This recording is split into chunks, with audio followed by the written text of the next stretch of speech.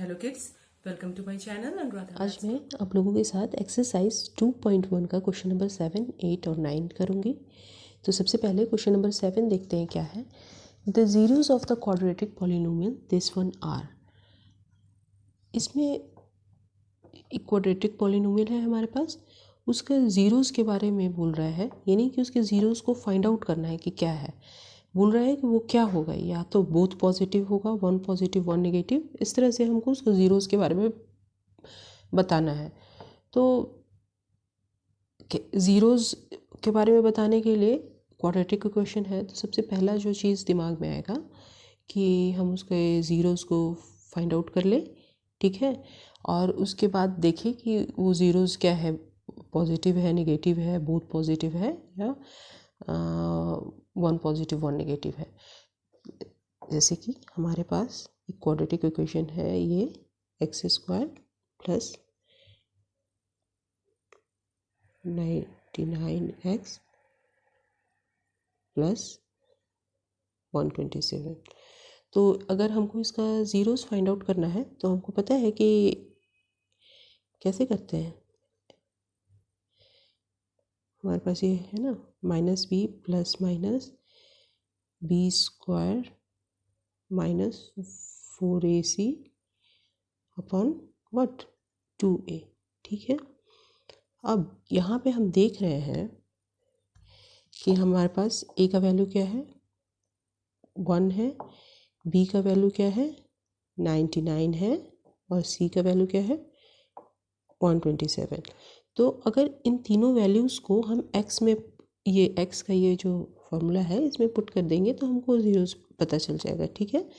-99 plus minus b square, 99 square minus 4 into a is what 1 and c 127, ठीक है, upon 2 into ए यानी 2 into 1।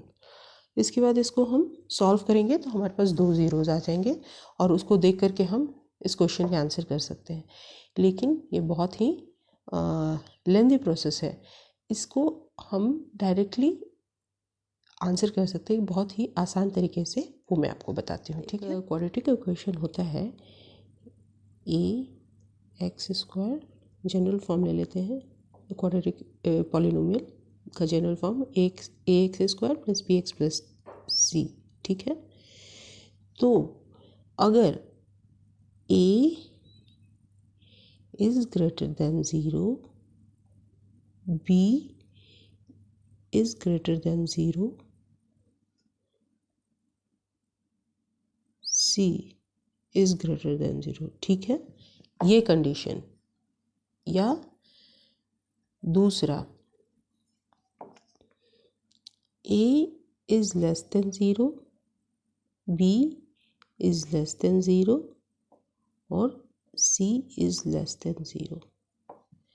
अगर ये तो हम क्वाड्रेटिक इक्वेशन को देख करके अगर हमको ये दो कंडीशन मिलते हैं, यानी कि ए बी सी तीनों का वैल्यू पॉजिटिव हो, यानी कि 0 से ज़्यादा हो, या ए बी सी तीनों का वैल्यू निगेटिव हो, यानी कि 0 से कम हो, तो हम डायरेक्टली बोल सकते हैं कि जो उसके ज़ीरोज़ है वो निगेटिव होंगे, बोथ ज़ीरोज़ आर निगेटिव। क्या हम बोल सकते हैं, अगर ये दो कंडीशन फुलफिल करता है तो हम बोल सकते हैं बोथ ज़ीरोज़ आर निगेटिव, ठीक है। और यहाँ पे जो हमारे पास क्वाड्रेटिक पॉलिनोमियल है, ठीक है, उसमें हम देख रहे हैं ए का वैल्यू क्या है, ए का वैल्यू है 1,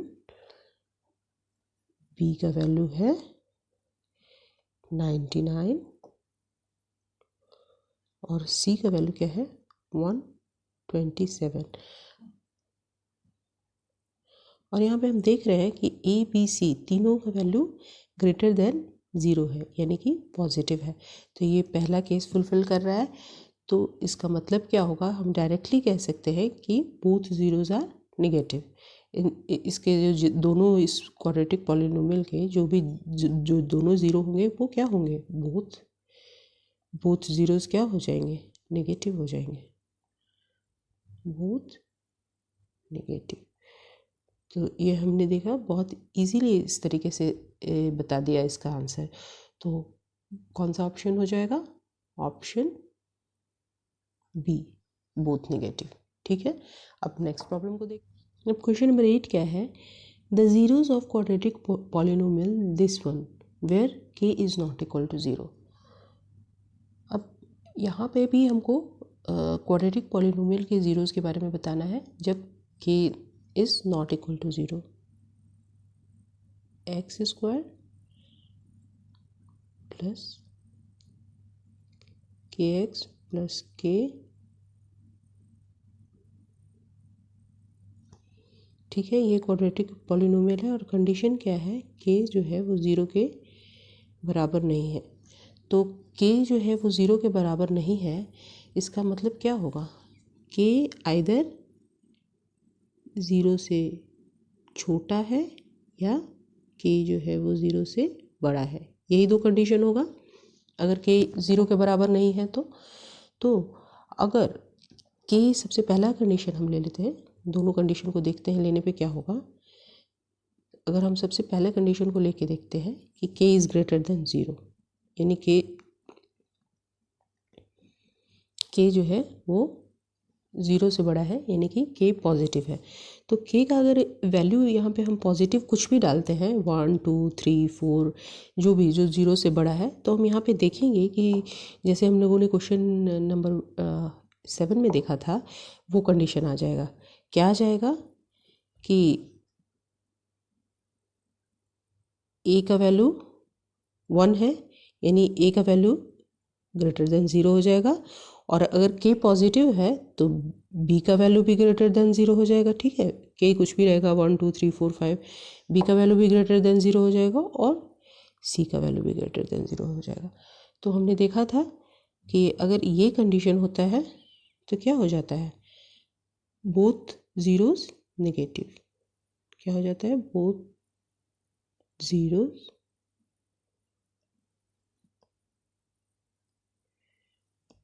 ठीक है।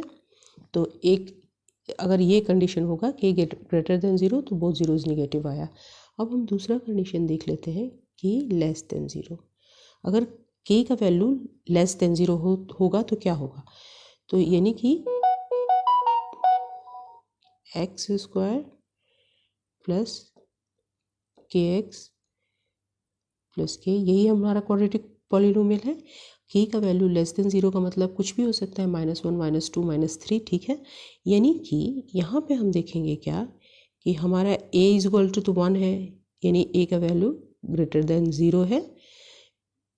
b जो हो जाएगा वो लेस देन 0 हो जाएगा, क्योंकि k का वैल्यू यहाँ पे नेगेटिव होगा। ठीक है, c भी हमारा लेस देन 0 हो जाएगा।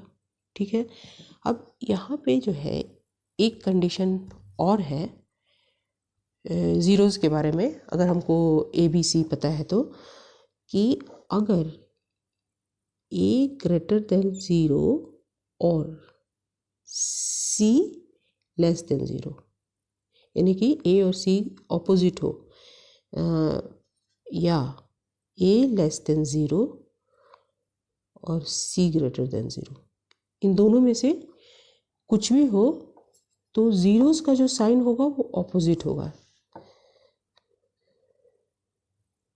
तो क्या हो जाएगा? Zeros have opposite sign. ठीक है, तो जैसे हम लोगों ने इस चीज़ को देखा कि अगर ए बी सी तीनों पॉजिटिव हो तो वो ज़ीरोज़ आर नेगेटिव होता है, उसी तरह से ये एक है कि अगर ए और सी दोनों ऑपोजिट है, यानी कि दोनों अगर ए पॉजिटिव है बी नेगेटिव है, या ए नेगेटिव है बी पॉजिटिव है, तो ज़ीरोज़ का साइन उल्टा होता है। तो ये दो कंडीशन हमारे पास होंगे अगर k is not equal to 0 होगा इस पॉलिनोमियल में। ठीक है, तो हम देख लेते हैं कि हमारा कौन सा ऑप्शन अब सही है। Can not both be positive, तो ये वाला ऑप्शन ही सही है। क्यों? क्योंकि एक कंडीशन में बोथ ही 0 आ रहा है और एक में अपोजिट साइन है, एक कंडीशन में बोथ ही निगेटिव आ रहा है और एक में अपोजिट साइन है, यानी कि एक पॉजिटिव होगा तो एक निगेटिव होगा। तो इसका मतलब है कि दोनों कभी भी पॉजिटिव नहीं हो सकता है, ठीक है, दोनों जो जीरोज है कभी भी पॉजिटिव नहीं हो सकता है। 9 क्या है, if the zeros of quadratic polynomial this one where c is not equal to zero are equal then, तो अगर हमारे पास ये जो क्वाड्रेटिक पॉलिनोमियल है a x square plus b x plus C,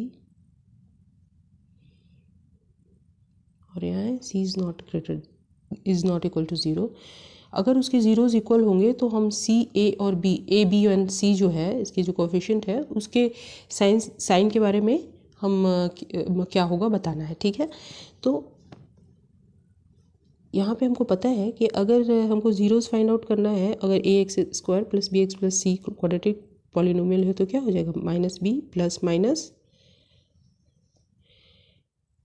B square minus 4ac upon 2a, ठीक है, ये हो जाएगा।